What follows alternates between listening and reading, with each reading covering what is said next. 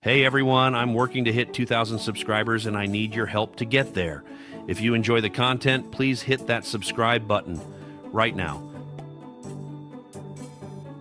Vikings Nation, the Minnesota Vikings organization, just dropped something that has the entire fan base buzzing with excitement and anticipation about what the future holds. But more importantly, an NFL insider just revealed a shocking contingency plan that could be the perfect avenue for this team if everything falls apart in 2026. This is not speculation. This is not wishful thinking. This is a blueprint. This is a master plan. And in this episode of Vikings Focus, we're breaking down all of it. We're covering the strategic moves, the long-term vision, and the safety net that Minnesota is quietly building in case things don't work out. But before we dive deep, if you're not yet subscribed and you want to stay completely up to date on everything Vikings, everything Minnesota football, make sure you hit that subscribe button and the bell icon right now so you don't miss a single episode when they drop. Because this conversation is going to define the next 3 years of Vikings football. Let's get into it. The Minnesota Vikings have made their official bid for the 2028 NFL Draft. This announcement just dropped, and it represents so much more than just hosting a sporting event. This is about positioning. This is about vision. This is about Minnesota understanding its role in the larger NFL ecosystem and leveraging that role to strengthen the franchise from the ground up. The announcement came from Minnesota Sports and Events on Wednesday, less than a month before Pittsburgh hosts the 26th annual NFL Draft on April 23rd through the 25th, and the 2027 event has already been awarded to Washington, D.C. But Minnesota is looking ahead. Minnesota is thinking bigger picture. Minnesota is saying, we want to be part of this cycle. We want to host this event. We want to bring this experience to our state. Minnesota Sports and Events is the regional sports commission responsible for attracting and supporting major sports entertainment events across Minneapolis and St. Paul. And the executive VP of the organization laid out exactly what's being evaluated right now. The location of the draft, the red carpet, all the ancillary events that come with hosting the draft, all of those things are under evaluation by the league at this moment. Nothing is determined yet. But what we can say with confidence is that TCO Performance Center in Eagan, Minneapolis is a really viable option. This is where the Minnesota Vikings train. This is where they conduct their practices. This is where the organization operates day to day. It makes sense logistically. It makes sense from a franchise perspective. But here's where I'm going to be completely honest with you. I don't understand why the league doesn't house the draft in the actual stadiums themselves. Last year, they had it at Lambeau, and I genuinely don't understand why they didn't just put it inside the stadium. Why host it outside the stadium when you've got a massive world-class facility sitting right there? You can fit more fans inside. You can have everybody down on the floor. You can have everyone experiencing it from closer proximity. You can eliminate the chaos of scattered crowds. You can create a better fan experience overall, but that's neither here nor there. Maybe hosting it in the stadium rips up the field too much. Maybe there are logistics I'm not aware of. Maybe there are discussions in those NFL boardrooms that I'm not privy to that explain why this decision is made the way it is. But if I'm being honest, I think having the NFL draft at US Bank Stadium would be phenomenally better than having it at TCO Performance Center. US Bank Stadium is massive. It's a monster. They host monster truck events there. You could absolutely have the NFL draft there. You'd have significantly more space. You'd have room for thousands more fans. You wouldn't have people scattered all over the place. You wouldn't have people lurking over everyone's shoulders and heads. You wouldn't have the chaos that we saw in Detroit. I live right across from Detroit. I live in Windsor. So when I saw how the NFL draft was handled in Detroit a couple years ago, it was great to see it for the city. We know it brings tremendous money to the local economy, but the fan experience could have been better. There was congestion, there was mayhem in the streets, there was chaos in downtown areas. And I would like to see the league make changes to how the NFL draft is hosted, moving toward having it in actual stadiums, creating a significantly better fan experience, and eliminating the congestion and mayhem that happens in downtown areas. especially when the draft is held in downtown regions like it was in Detroit, like it's going to be in Pittsburgh, and like it very well could be in Washington moving forward. But the VP of Minnesota Sports and Events also laid out more of the vision.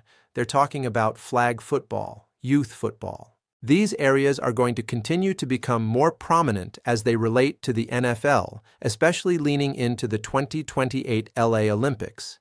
There's real potential to stage youth football events and community legacy programs out at TCO Performance Center. These aren't just token gestures. These are intentional, community-focused initiatives. Every event that Minnesota Sports and Events hosts is really intentional about staging events throughout the downtown and throughout the entire region. Not just concentrated downtown, but spread throughout the entire metro area. That's smart planning. That's thinking about how to maximize economic impact across the entire community. And here's the strategic element that should excite every Vikings fan. If Minnesota is awarded the NFL draft in 2028, it will complete the cycle through all NFC North host cities. Since the league began moving the draft from New York to different locations, we've seen Chicago host in 2015 and 2016, Detroit hosted in 2024, Green Bay hosted last year in 2025, and now Minnesota is in position to be the final piece of that cycle. That's significant.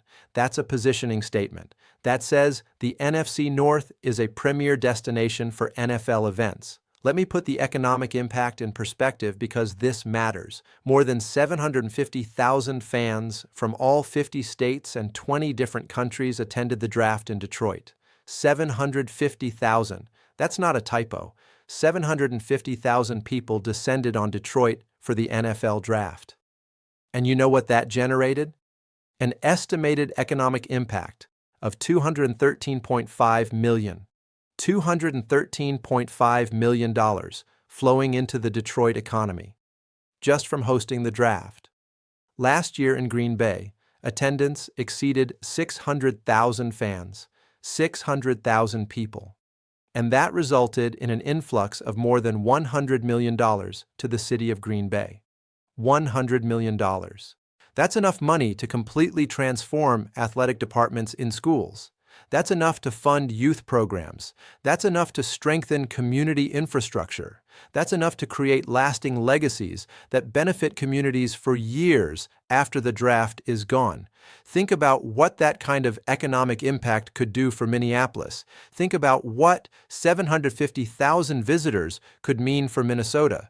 Think about the revenue streams. Think about the tourism dollars. Think about the visibility. Think about the national attention. Think about how many people would discover Minnesota as a destination. Think about how this would help communities within these cities get better athletic departments, better athletic funding, better facilities, better opportunities for young athletes. This isn't just about the Vikings. This is about the entire state. This is about Minnesota positioning itself as a world-class destination for major sporting events. I've seen the impact firsthand. I live near Detroit. I witnessed what the draft did to that city a couple years ago. It was absolutely insane. There were so many people from Windsor that went over to the draft. There were so many people from other cities that were traveling to Detroit just because the event was so huge, so meaningful, so unprecedented, and the pictures you see online do not do the atmosphere justice. It was absolute mayhem. It was incredible. It was packed. It was electric. If this happens in Minnesota, you've got to understand something important. Green Bay, while a great city and a passionate football town, has limited things to do beyond the football event itself. But Minnesota is a major tourist destination. Minneapolis is a major urban center. Fans will want to go there. They'll have so much more to do. They'll have restaurants, they'll have entertainment, they'll have attractions, they'll have cultural experiences. The events that Minnesota put on during Super Bowl week, especially during the winter months, were absolutely awesome. They had tobogganing, they had sledding, they had incredible festivities. They created an experience that went way beyond just the football game. They made the entire city come alive. Imagine what Minnesota would do for the NFL draft. Imagine the events they would create. Imagine the atmosphere they would build. Imagine the economic opportunity they would seize. You can't help but wonder what creative, incredible events they would stage in 2028 if they're awarded this bid. I would be genuinely excited about that. I would seriously consider attending. I think it would be an incredible experience. I think we'd see how many people from around the country and around the entire world would be willing to travel to Minnesota to experience the NFL draft in person. The anticipation is real. The opportunity is real. So here's what we need to know. What do you think about Minnesota's chances? What are your thoughts on the organization bidding for the 2028 NFL Draft? Are you excited about it? Are you a little bit skeptical? Do you think the NFL would award it to Minnesota? Do you think they'd be a better host than other candidates? Let us know in the comments below, because this conversation matters. This is about the future of the franchise and the future of the entire state. But that brings us into the second major story that just dropped. And this one is about what happens if everything falls apart. What happens if Plan A doesn't work? What happens if the Vikings organization's entire strategy with Kyler Murray and J.J. McCarthy falls through?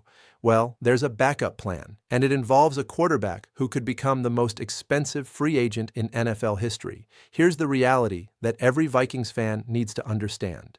Minnesota brought in Kyler Murray to compete, in quotes, with J.J. McCarthy for the starting quarterback job. That's the official narrative. That's what the organization is saying publicly. But there's also a very real question lurking beneath the surface. What if none of these quarterbacks work out? What if Kyler Murray doesn't reinvigorate his career? What if J.J. McCarthy continues to show signs that he might be a bust? What if the entire quarterback situation explodes in Minnesota's face?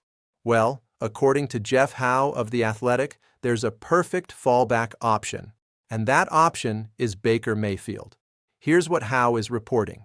Baker Mayfield has a legitimate chance to be the first quarterback in NFL history to exceed $50 million in free agency. $50 million in a single year. That's not total contract. That's annual value. Think about what that means. The quarterback market has become completely and utterly insane. Mayfield's contract is set to expire at exactly the right time. His market value will be at peak levels. And given the likely competition for his services, given how many teams are constantly searching for a franchise quarterback, it's not far-fetched at all to believe he could command the biggest contract in NFL history, the largest guaranteed money ever given to a player, the most lucrative deal ever negotiated. And here's the thing that's absolutely wild about this. We've seen this trend continuously since Matthew Stafford and Kirk Cousins reset the quarterback market years ago in Detroit and Minnesota. Ever since those monumental deals were signed, quarterback salaries have just kept spiraling upward and upward and upward. Every new contract is bigger than the last. Every new deal resets the market. Every team pays their quarterback more because they see someone who's arguably not as talented get paid massive amounts by a franchise that maybe wasn't thinking clearly. The quarterback thinks, well, that guy got paid that much, and he's not as good as me, so I deserve even more. That logic creates this insane inflation that keeps compounding. The salary cap keeps rising to accommodate it. But eventually, you reach a breaking point where you're asking whether these players are actually worth what they're being paid. Are they really worth it? Are they actually delivering championship-level results? Let's be honest about recent quarterback contracts. Deshaun Watson absolutely was not worth the money the Houston Texans and then the Cleveland Browns paid him. That's not even debatable. Jared Goff has kind of been making his paycheck worth it with the Lions, but they still haven't won a Super Bowl like they wanted to.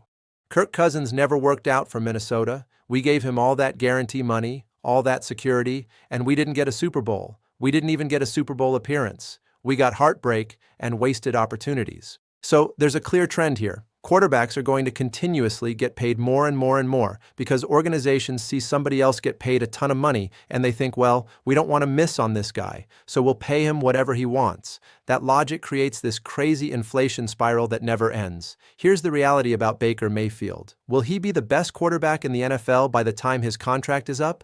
No, absolutely not. There will be better quarterbacks. There will be more talented quarterbacks. There will be quarterbacks with higher ceilings. But will Baker Mayfield get paid the most of any quarterback at that time because of the market, because of demand, because teams are desperate? Absolutely, 100%. He will set the record for highest annual value given to an NFL quarterback simply because of supply and demand economics. So where does Minnesota factor into this equation? Well, Jeff Howe is reporting some interesting details. If Matthew Stafford retires after the 2026 season, and that's a big if, but if he does, the LA Rams and Baker Mayfield might feel compelled to reunite. Stafford and Mayfield both have history in Detroit. Both have proven themselves at the highest level. There's a narrative there. There's a storyline. The Rams might view that as an opportunity to upgrade at quarterback, but the Vikings would be another obvious fit. Another team that makes complete sense. Minnesota would have the cap space. Minnesota would have the motivation. Minnesota would have elite weapons at receiver position. Minnesota would be desperate for a franchise quarterback if their current situation implodes, and there would be a handful of other teams ready to pursue the 2017 Heisman Trophy winner, a Super Bowl winning quarterback, a player who's proven he can deliver in big moments. But right off the bat, if Minnesota finds itself in this scenario, if Kyler Murray busts, if J.J. McCarthy doesn't develop, if the entire quarterback situation falls apart, you absolutely go out and get Baker Mayfield. Full stop. I think that if this season goes sideways, if everything falls apart with Kyler and JJ, if it all turns into disaster, you go out and pursue Baker Mayfield because we have seen what he's capable of doing as a quarterback. Look at what he's done in Tampa Bay. He's played for the Buccaneers with considerably less weapons than Minnesota would provide. Tampa had Mike Evans, a Hall of Famer. That was fantastic. They've got Mo Beasley, who's a great receiver. But now Evans is gone. Now they've just got Beasley and Jalen McMillan and some other pieces. They've got Bucky Irving, who's a really good running back. But that's about it in terms of elite talent. Now imagine putting Baker Mayfield on the Minnesota Vikings. Imagine him throwing to Justin Jefferson. Imagine him throwing to Jordan Addison. Now imagine Minnesota drafts a running back or trades for one in the middle of the season. Now imagine you've got Aaron Jones, who's getting up there in age, so Minnesota needs an RB1 at some point. Imagine putting Mayfield in that situation. Imagine what he could do with elite weapons surrounding him. That's where the conversation becomes really interesting. Minnesota has to make a choice if this season goes badly. Do you go out and invest heavily in a quarterback in free agency, knowing you'll have to overpay because of the market? Or do you invest in a running back in free agency and hope your current quarterback situation works out? That's the decision. That's the fork in the road. If you go after Mayfield, you're saying the quarterback is your priority. The quarterback is your investment. The quarterback is your future. You're willing to pay top dollar because you believe a franchise quarterback is the missing piece. If you invest in a running back instead, you're saying we're going to make do with what we have at quarterback. We're going to find our guy in the draft, or we're going to see if someone emerges from our current roster. You're shifting resources. Hopefully, that's what happens in Minnesota's case. Hopefully, Kyler Murray works out. Hopefully, J.J. McCarthy develops. Hopefully, you won't have to continuously be on this search for a franchise quarterback that has seemingly never ended for the entire time I've been a Vikings fan. And I'm going to be completely honest with you about that. I'm 27 years old. In my entire life as a Vikings fan, since I was a kid, I have really only seen one legitimate franchise quarterback for Minnesota. One. That's the reality. Sam Darnold was a one-year franchise quarterback, and then he became a franchise quarterback for Seattle. He never got that chance to develop in Minnesota. Teddy Bridgewater was maybe the closest thing we've had because he was there the longest and showed some promise. Kirk Cousins was kind of a franchise quarterback, but we never got the success we needed. Fran Tarkenton was maybe the last one before things completely fell apart at the position. Then there was Brett Favre. That was a 1.5-year wonder and blunder, especially with how everything boiled down with that situation. Christian Ponder was a bust. There were a bunch of other quarterbacks that came through Minnesota that were also busts. Jaron Hall, so many others. There was just constant inconsistency at the quarterback position. It was like Minnesota was the Cleveland Browns of quarterback play, except we didn't get completely terrible quarterbacks. We just got unlucky. We got injuries. We got guys who didn't pan out the way they looked on paper. Sam Bradford came in and couldn't get it done. Case Keenum couldn't get it done. There were so many things that happened with Minnesota at quarterback where it just felt like we were constantly searching, constantly looking, constantly hoping the next guy would be the one. That's exhausting. That's frustrating. That's not how you build a championship organization. So if Kyler Murray doesn't work out, if J.J. McCarthy continues to struggle, if this all falls apart, you absolutely have to go out and get Baker Mayfield. You have to do it. You can't make the mistake of letting a franchise-caliber quarterback hit the free agent market and go to another team, especially not the LA Rams, and then watch him win a Super Bowl with that team. That would be a nightmare. That would be the ultimate failure. This is all contingent on things falling apart this season. This is if J.J. McCarthy continues to show that he might be a bust. This is if Kyler Murray doesn't reinvigorate his career. This is if Kyler Murray doesn't show the elite work ethic and discipline and health management that he needs to show. This is if Minnesota doesn't make the playoffs. Because if they somehow make the playoffs with Kyler Murray, they'll still be committed to him. They'll still invest in other areas. They'll go out and get a running back in free agency. They'll stick with their quarterback situation because you made the playoffs. But if it doesn't work out, if the entire season is a disaster, they are absolutely going to pivot. They are absolutely going to explore the market. They are absolutely going to pursue Baker Mayfield, and they will absolutely pay top dollar for him. Because at that point, you're desperate. You're back in the quarterback market for the third time in 4 years. You can't afford to lose on this one. Here's what I want from you. Drop a comment down below. Tell us what you think about everything we've covered. The 2028 NFL Draft bid for Minnesota, the opportunity that it represents, the economic impact it could have, and the Baker Mayfield contingency plan.